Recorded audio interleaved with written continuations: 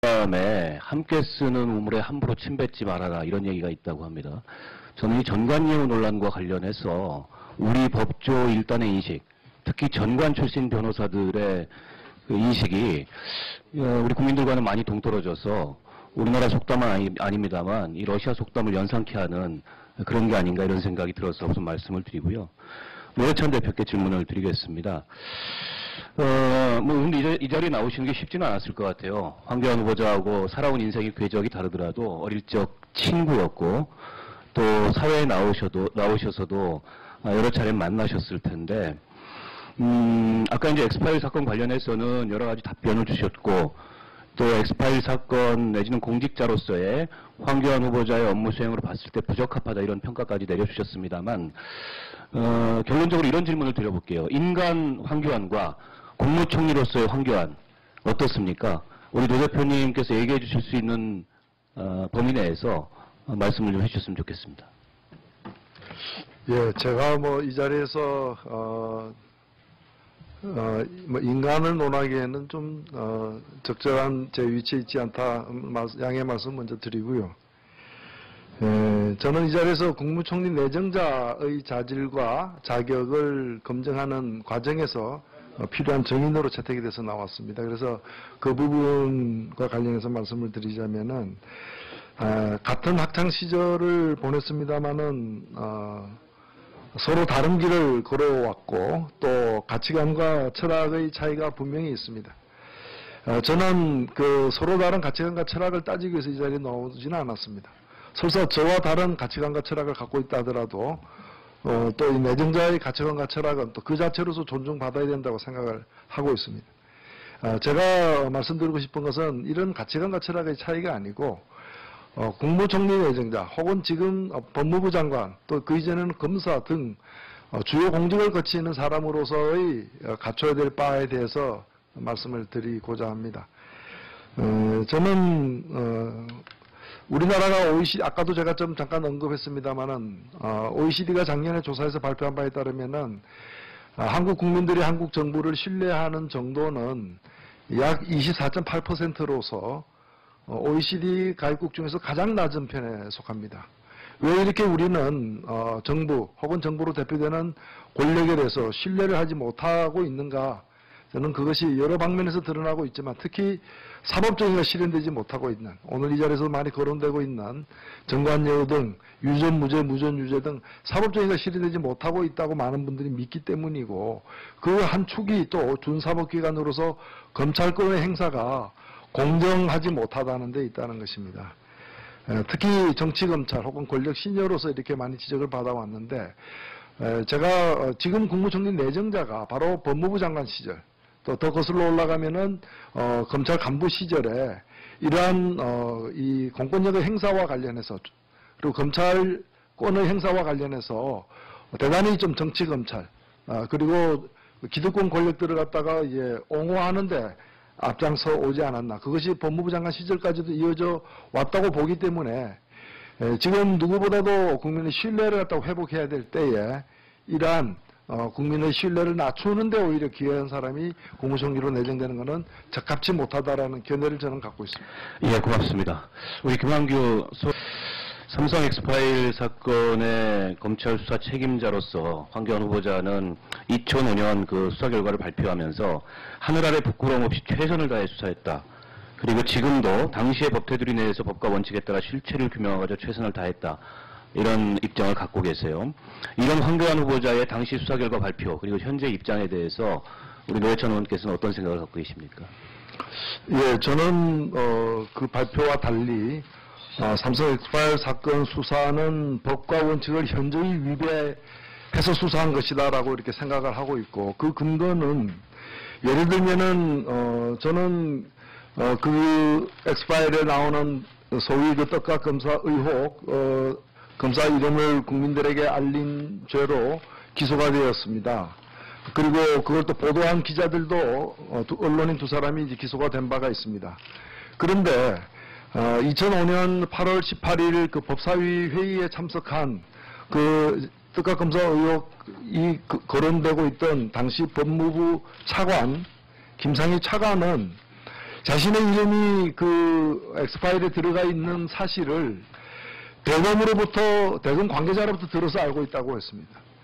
엑스파일은 불법으로 이렇게 취득된 이 불법 행위의 결과물이기 때문에 이것을 증거도 될 수 없고 이것을 단서로 수사해서도 안 된다라고 황교안 당시 서울지검 차장은 얘기를 했는데 실은 그 불법으로 취득한 내용을 거기에 피의자격인 사람에게는 알려줬다는 거죠.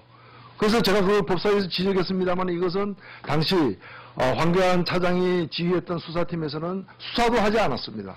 현저하게 법을 갖다가 위배하고 편파 수사를 했다고 저는 볼 수밖에 없고 또 관계되는 그 삼성그룹 관계자들이나 또는 특가검사 의혹인 분들을 갖다가 수사하지 않은 이유를 갖다가 당시에 설명을 하면서 불법 도청 자료에 대화 당사자로 거명된 사람은 국가기관에 의한 이 피해자들이라는 거죠. 불법 도청 당했으니까. 근데 이 그 내용을 가지고 그 엑스파일 내용을 가지고 수사해서 이 사람들을 유죄라고 해서 형사처벌하게 되면은 도청 피해자가 이중의 기본권 침해를 받는다라고 이렇게 적시를 했습니다. 사실 그게 사실이라면 아니 남의 집에 도둑질하러 들어가가지고 도둑질하고 나오는 도둑을 잡았는데 훔친 물건 중에 마약이 있다면은 그 마약이 왜 그 집에 있었는지를 갖다가 수사를 해야 될 거 아닙니까? 그런데 그 마약 수사를 하게 되면은 도둑 맞은 사람은 두 번의 피해를 보는 꼴이니까 수사해서는 안 된다라고 그것이 당시의 수사 결과 발표문에 이렇게 적시되어 있는 내용입니다. 이런 걸 볼 때 저는 제대로 수사하지 않았고 또 이렇게 거대 권력에 의한 비리 사건을 갖다가 검찰이 엄정하게 공정하게 수사하지 않음으로 인해서 검찰에 대한 국민적 신뢰도 낮아지고 결국엔 정부에 대한 국민적 신뢰도 OECD 국가 중에서 거의 꼴찌에 해당되는 상황에 이르는 게 아닌가. 이런 분이 국가의 중요한 직책을 맡는 것은 제고해야 된다고 봅니다. 예, 고맙습니다. 정치민주연합의 김광진입니다. 먼저 노회찬 의원님, 떡값 수사와 관련해서 삼성그룹 회장이나 떡값 검사는 무혐의 처분을 받았고 그걸 보도했던 이상호 기자나 의원님 같은 경우 수사 필요성이 제기됐었는데 당시에 수사를 책임졌던 황교안 그 후보자가 공정한 법 집행을 당시 했다고 판단하십니까? 공정한 법 집행을 하지 않았다고 저는 생각하고 있습니다. 당시 검찰이 떡값 검사들의 그 금품 수령 사실을 다 부인했고 그리고 수수한 사실도 그 증거 능력이 없다 이렇게 말을 해서 이제 거의 무혐의 처리가 됐는데 검찰이 녹취록 외에 다른 수사 결과나 증거를 찾으려고 하는 노력이 충분했다고 판단하십니까? 당시에 2005년 12월 중순으로 기억됩니다만은 당시에 이 삼성 엑스파일 사건 수사 책임자로 총괄 지휘했던 황교안 당시 서울지검 2차장은 이 사건과 관련해서 이미 그 수사하더라도 이 공소시효를 갖다가 지났다라고 얘기를 했습니다. 저는 당시에 그 녹취록의 내용으로 보아서 1회만 지급한 것이 아니라 그 전해도 지급했고 따라서 그 이후에도 지급할 가능성이 있었기 때문에 공소시효가 수사하기도 전에 끝났다라고 이렇게 판단하는 것은 이것은 대단히 부실한 편파적인 수사 방식이다라고 이렇게 지적을 한 바가 있습니다. 예. 그리고 그 내용이 불법 취득한 불법 도청의 어떤 결과물이기 때문에 그걸 가지고 수사를 할 수 없다. 수사 단서가 되지 못한다. 증거가 되지 못할 뿐만이 아니라 수사 단서가 되지 못한다라고 얘기한 것은 매우 잘못된 판단이 아닌가. 예. 예. 그 사재단이나 김용철 변호사의 책들에 보면 어쨌든 지금 황교안 후보자도 떡값 검사의 대상자다, 리스트 안에 있다, 이제 이런 말들이 있지 않습니까? 네. 노회찬 증인께서 판단하시기에는 실제적으로 그 떡값 검사의 리스트 안에 들어갔을 것이다라고 판단하십니까? 제가 살펴본 녹취록에 따르면은 그 녹취록이 작성된 것은 1997년입니다. 그리고 거기에 이제 실명으로 거명된 사람들은 이 직위로 봐서 당시에는 황교안 검사는 이제 좀 고위직 검사가 아니었기 때문에 그게 거명된 사람들과 같은 수준으로 이렇게 취급되었을 가능성은 적다. 다만 그게 보면은 뭐 주니어 검사라거나 이런 부분도 좀 줘야 된다 이런 언급이 나옵니다만은 그 주니어 검사와 관련해서는 구체적 실명이 녹취록에 나와 있는 것은 없습니다. 예. 종합적으로 보면 삼성 엑스파일 사건의 처리 결과나 혹은 소위 삼성의 성매매 사건 이런 것들을 처리한 상황을 봤을 때 이분이 행정부를 통할하는 총리로서 적합한 인물이라고 판단되십니까? 삼성 엑스파일 사건은 당시 법무부 장관이었던 천정배 장관이 언급한 대로 사상 최대의 정경, 검언, 거대 비리 사건입니다. 의혹 사건입니다.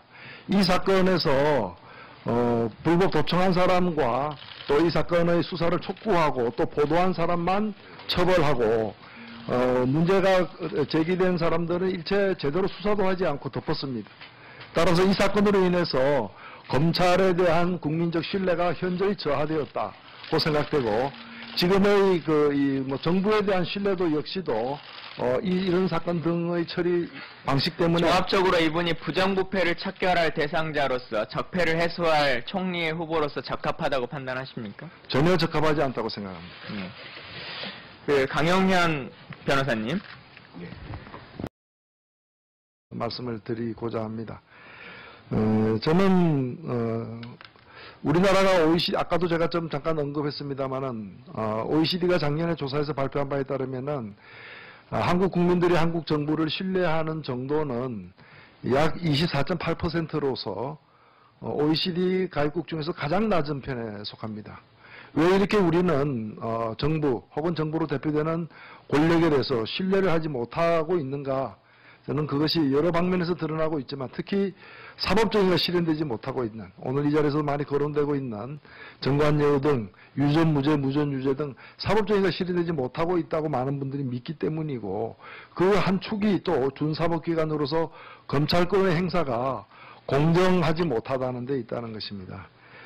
특히 정치검찰 혹은 권력 시녀로서 이렇게 많이 지적을 받아왔는데 제가 지금 국무총리 내정자가 바로 법무부 장관 시절 또 더 거슬러 올라가면은 검찰 간부 시절에 이러한 이 공권력의 행사와 관련해서 제가 뭐 이 자리에서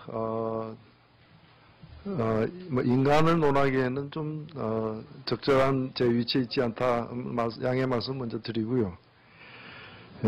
저는 이 자리에서 국무총리 내정자의 자질과 자격을 검증하는 과정에서 필요한 정인으로 채택이 돼서 나왔습니다. 그래서 그 부분과 관련해서 말씀을 드리자면은 같은 학창 시절을 보냈습니다마는 서로 다른 길을 걸어왔고 또 가치관과 철학의 차이가 분명히 있습니다. 저는 그 서로 다른 가치관과 철학을 따지기 위해서 이 자리에 나오지는 않았습니다. 설사 저와 다른 가치관과 철학을 갖고 있다 하더라도 또 이 내정자의 가치관과 철학은 또 그 자체로서 존중받아야 된다고 생각을 하고 있습니다. 제가 말씀드리고 싶은 것은 이런 가치관과 철학의 차이가 아니고 국무총리 내정자 혹은 지금 법무부 장관 또 그 이전에는 검사 등 주요 공직을 거치는 사람으로서의 갖춰야 될 바에 대해서 그리고 검찰권의 행사와 관련해서 대단히 좀 정치검찰 그리고 기득권 권력들을 갖다가 옹호하는데 앞장서 오지 않았나. 그것이 법무부 장관 시절까지도 이어져 왔다고 보기 때문에 지금 누구보다도 국민의 신뢰를 갖다가 회복해야 될 때에 이러한 국민의 신뢰를 낮추는 데 오히려 기여한 사람이 국무총리로 내정되는 것은 적합치 못하다라는 견해를 저는 갖고 있습니다. 예, 고맙습니다. 우리 김한규 삼성 엑스파일 사건의 검찰 수사 책임자로서 황교안 후보자는 2005년 그 수사 결과를 발표하면서 하늘 아래 부끄러움 없이 최선을 다해 수사했다. 그리고 지금도 당시의 법 테두리 내에서 법과 원칙에 따라 실체를 규명하고자 최선을 다했다. 이런 입장을 갖고 계세요. 이런 황교안 후보자의 당시 수사 결과 발표 그리고 현재 입장에 대해서 우리 노회찬 의원께서는 어떤 생각을 갖고 계십니까? 예, 저는 그 발표와 달리 삼성 엑스파일 사건 수사는 법과 원칙을 현저히 위배해서 수사한 것이다라고 이렇게 생각을 하고 있고 그 근거는 예를 들면은 저는 그 엑스파일에 나오는 소위 그 떡값 검사 의혹 검사 이름을 국민들에게 알린 죄로 기소가 되었습니다. 그리고 그걸 또 보도한 기자들도 언론인 두 사람이 이제 기소가 된 바가 있습니다. 그런데 2005년 8월 18일 그 법사위 회의에 참석한 그 특가검사 의혹이 거론되고 있던 당시 법무부 차관 김상희 차관은 자신의 이름이 그 엑스파일에 들어가 있는 사실을 대검 관계자로부터 들어서 알고 있다고 했습니다. 엑스파일은 불법으로 이렇게 취득된 이 불법 행위의 결과물이기 때문에 이것을 증거도 될 수 없고 이것을 단서로 수사해서도 안 된다라고 황교안 당시 서울지검 차장은 얘기를 했는데 실은 그 불법으로 취득한 내용을 거기에 피의자격인 사람에게는 알려줬다는 거죠. 그래서 제가 그 다음에 함께 쓰는 우물에 함부로 침 뱉지 말아라 이런 얘기가 있다고 합니다. 저는 이 전관예우 논란과 관련해서 우리 법조 일단의 인식, 특히 전관 출신 변호사들의 그 인식이 우리 국민들과는 많이 동떨어져서 우리나라 속담은 아닙니다만 이 러시아 속담을 연상케 하는 그런 게 아닌가 이런 생각이 들어서 우선 말씀을 드리고요. 노회찬 대표께 질문을 드리겠습니다. 오늘 이 자리에 나오시는 게 쉽지는 않았을 것 같아요. 황교안 후보자하고 살아온 인생의 궤적이 다르더라도 어릴 적 친구였고 또 사회에 나오셔서도 여러 차례 만나셨을 텐데, 아까 이제 엑스파일 사건 관련해서는 여러 가지 답변을 주셨고, 또 엑스파일 사건 내지는 공직자로서의 황교안 후보자의 업무 수행으로 봤을 때 부적합하다 이런 평가까지 내려주셨습니다만, 결론적으로 이런 질문을 드려볼게요. 인간 황교안과 국무총리로서의 황교안, 어떻습니까? 우리 노 대표님께서 얘기해 주실 수 있는 범위 내에서 말씀을 좀 해주셨으면 좋겠습니다.